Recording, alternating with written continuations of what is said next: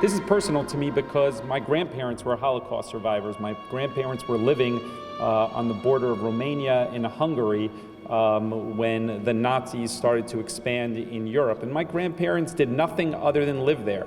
And at the time, my grandparents had a young daughter who was 2 years old. Her name was Eva. It's my mother's sister. It would have been my aunt.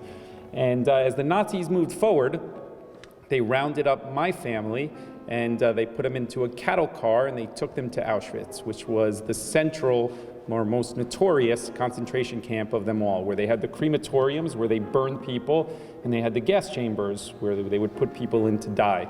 And when my grandmother and my grandfather arrived there, my grandmother was holding her 2-year-old baby, and my great-grandmother was there as well. And they took the baby, Eva, from my grandmother, and they gave it to my great-grandmother, and they pushed them to the right, and they pushed my grandmother to the left. And when my grandmother wouldn't leave, they beat her, and she asked, "Where's the baby going?" And they pointed to the black smoke right behind them, and they said, "She's going right there."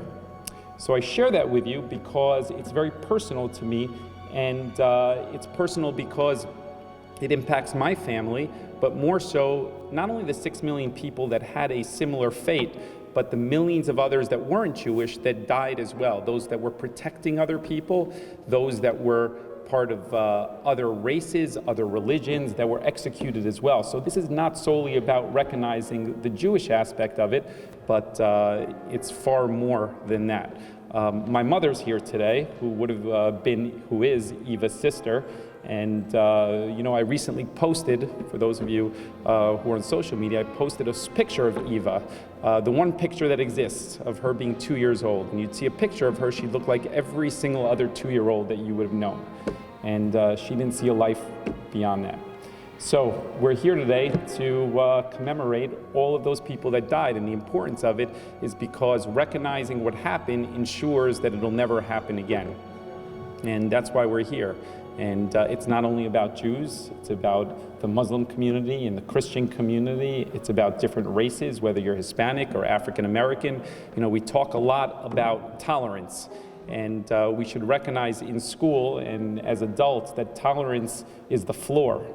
That's not what we should be striving for. We should be striving for much more for that, love and friendship and actually embracing other people, not just tolerance. That's why today's important. We're going to invite up the 11 survivors who have joined us here today, who are all part of the Holocaust and lived through those atrocities firsthand, that have joined us today. This is special because as the time of World War II and the Holocaust becomes further distant, there are fewer and fewer survivors amongst us today. And so it's important to recognize all that they've been through, and they can serve as a memory so that it never happens again.